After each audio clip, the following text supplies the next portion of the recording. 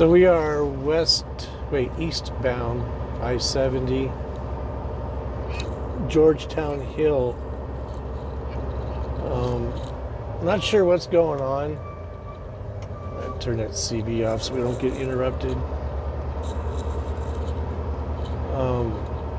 When I left Grand Junction, it showed an accident here. Well, it's 3 hours ago. So I'm thinking it's a truck fire. I don't know. I haven't heard anything on the radio. I just turned it on.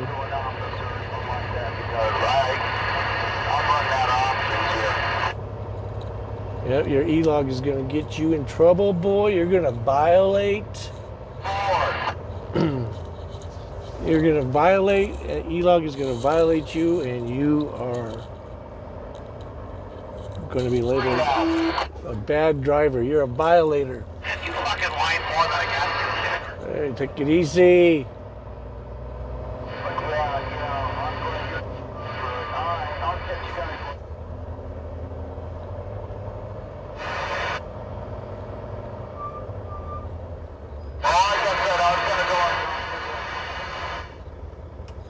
No one's saying anything about it, so we don't know. But I mean, for 3 hours, maybe longer than that. When I was in Grand Junction, I looked to see how the skier traffic was, and I saw this down here and was wondering. I'm like, oh, it'll be cleared up by the time I get there. Nope. And so the fact that it's still doing this, it makes me think it's either a really, really bad wreck, probably a fatality, or a truck burnt down.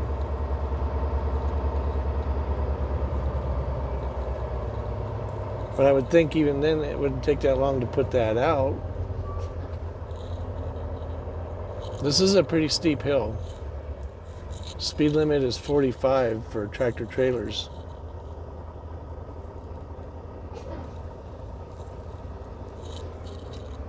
This is the town of Georgetown over there.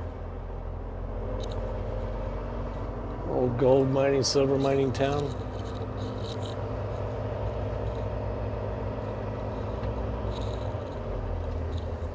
I won't put you through any more of this. I'll just magically appear and we'll find out what's going on. We can see a little bit better here.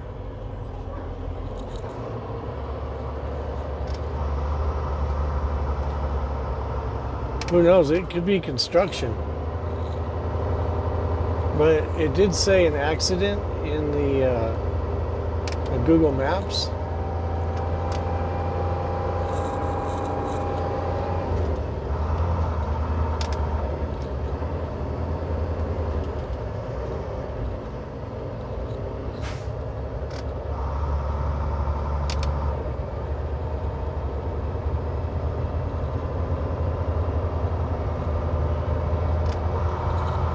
I bet it is construction, and there was probably a little accident earlier.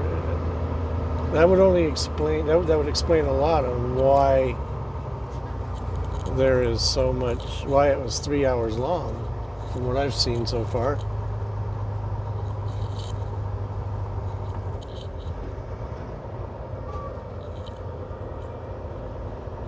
I could turn right and then go where those cars are going there. There's a road that cruises along the 70 here, but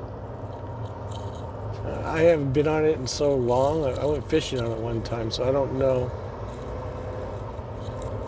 semi-ability, whether or not, how well semis handle it. So yeah, there's a sign here that says road work.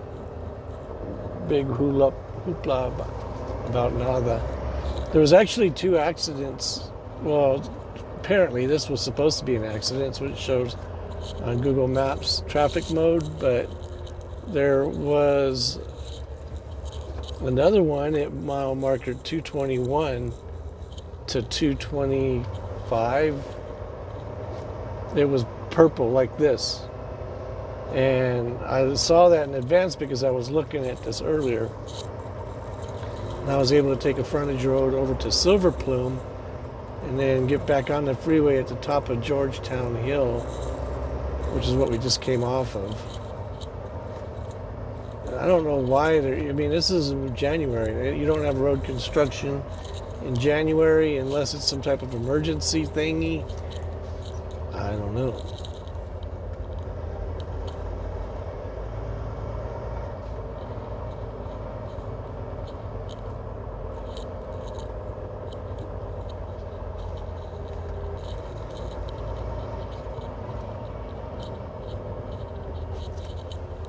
See you in a bit.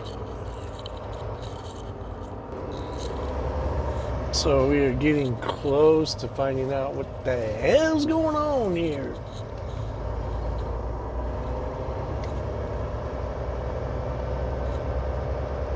I mean, they don't usually do construction at night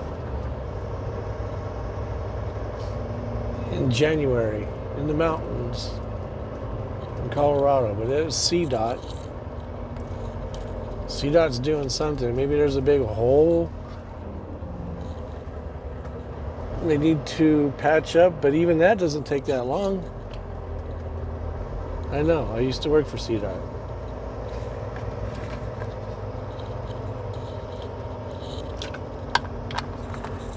I'm just watching my clock get eaten away, which, pardon me,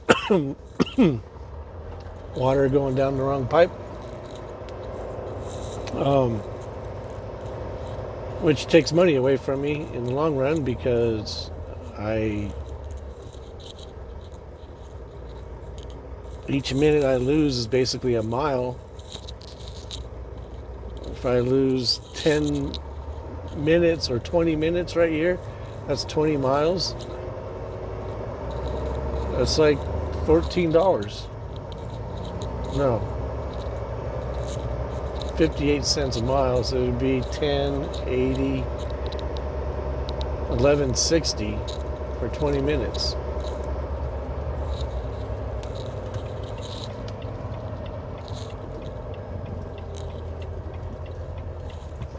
We got a state trooper over here. I'm gonna let him go ahead of me.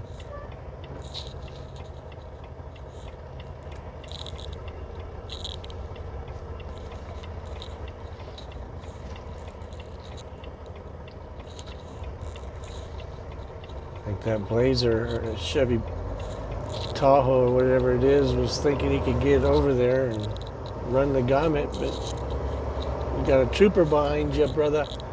There's the side road people are taking, but you have to go quite a ways. I think all the way to Idaho Springs.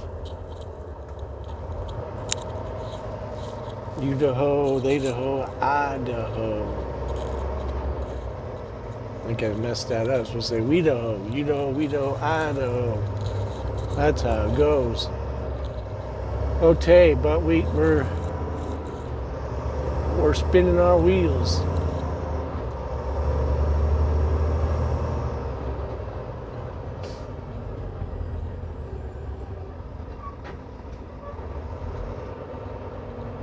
And can you imagine this was on the weekend? Ooh, skier traffic. Maybe it's bridge work? I think there's a bridge up here, but no, not right here. It's down further.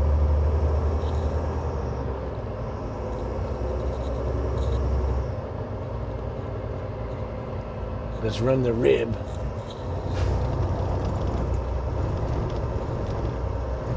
Maybe the cop is doing the same thing in case anybody wants to turn me in. He's riding the yellow line too. Gotta give clearance to Clarence.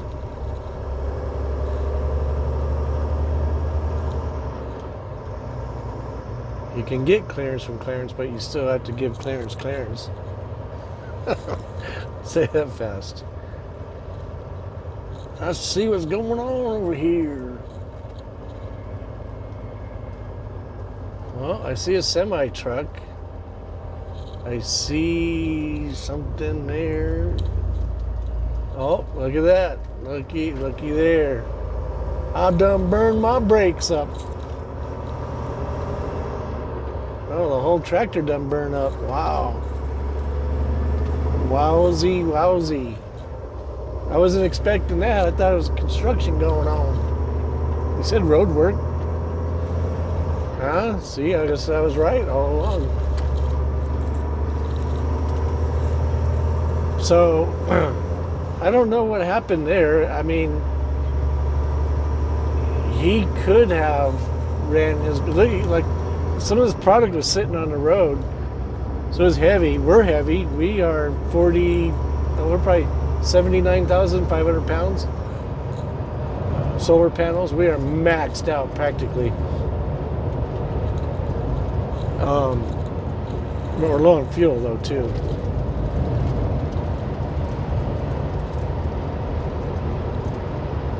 Well, I was right. I thought that it could be a truck burned down because of how long it went. But then when I seen the road signs, I'm thinking construction. You know, see right here, road work ahead. That's what those signs said, road work. But that whole tractor was burnt down. Usually it's the trailer brakes that light up, but maybe he heated up his drive so much that he done burned the house down. Huh. Tell you what, you got to be careful of these mountains, man. I'll tell you, they will sneak up and bite you. So he had made it down the hill, but only about another mile or two, I think, maybe about a mile extra after he made it down. He caught fire. He could have turned out in the de-chaining area. There's a big old turnout right there to take your chains off, and he could have turned out there. But he didn't. He probably saw his brakes smoking and goes, "Oh, it'll cool off," and they would have had he not used them anymore. But he had to use them quite a bit. I guess coming out of the tunnel to there, from there to the top of Georgetown Hill, you'll heat them up pretty good coming out of the tunnel. And then Georgetown Hill is 45 mile an hour for trucks, max. From there on out, it'll burn you up. Burning down the house.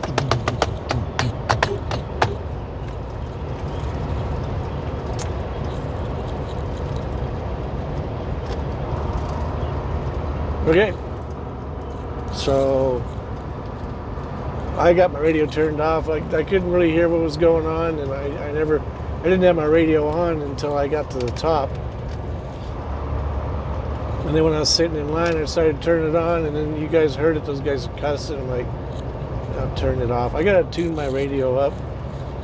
Nobody can hear me when I speak. I don't talk on it that much anymore, so it don't bother me. There's the scale house, the waypoint. Here will be our green light if they've given us one. I'll turn this thing so I can see it. She be green.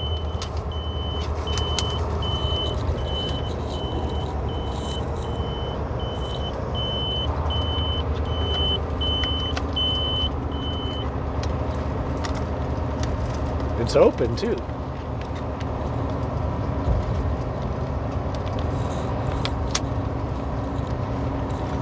You know, I didn't scale out of California. The guy loads it. He goes, "We load these all the time the same way." I'm like, all right, no worries. I slid my axles back to one hole prior to the 40 foot mark. And I was talking to another driver. I'm going to go weigh this out and see what it weighs.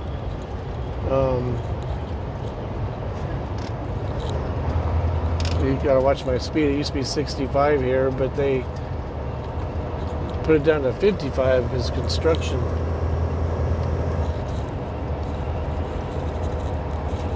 There's a scale house down there.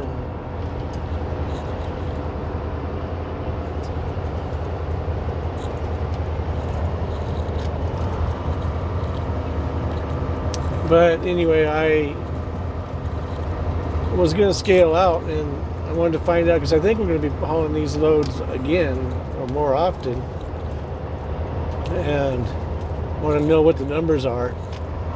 But I messed up and forgot to scale out, and the scale down there at Cajon Pass was closed. So the next one, there's another one in Vegas, northbound, but they don't weigh, they don't do weight. It's just they're looking for old trucks, and that's Nevada Highway Patrol. And then there's nothing in Arizona because we only do 30 miles of Arizona, and they're in cahoots with Utah. So you got Arizona, Utah right there at the POE, Port of Entry in Utah. And that one there, I got called in. Roxanne put her red light out, and we went in there, and I was crossing my fingers because I wouldn't have been over by much, even if I was. But they let us go.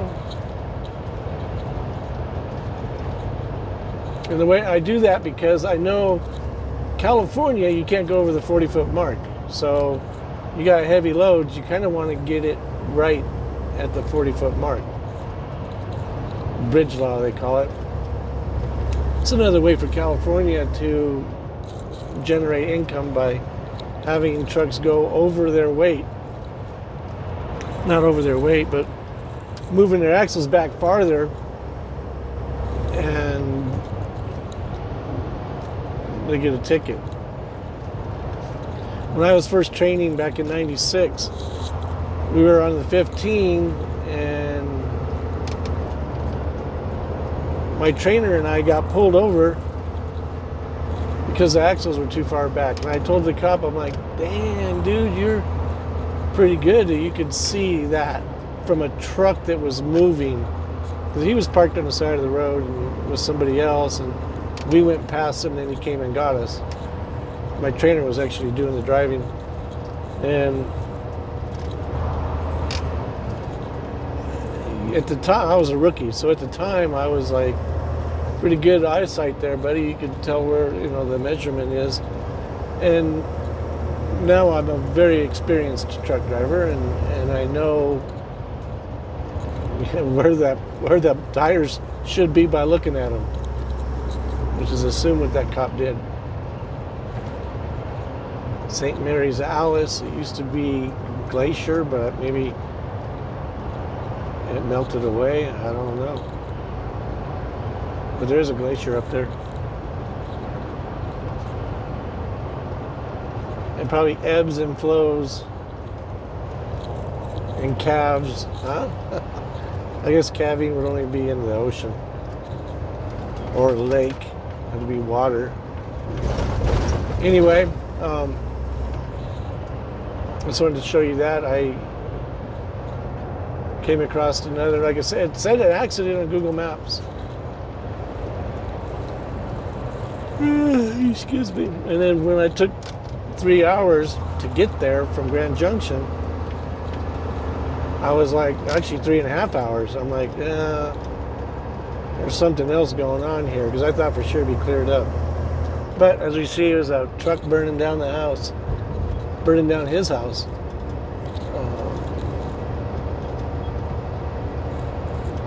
I hope he's all right. I'm pretty sure that he had enough sense to park it, I guess, but he had no sense to get out.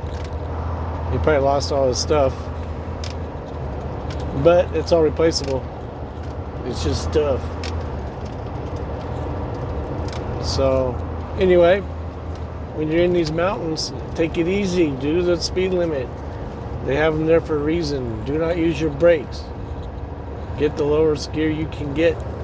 Let the Jake hold you. You won't have that problem. So thanks again for riding shotgun. Till the next time, enjoy.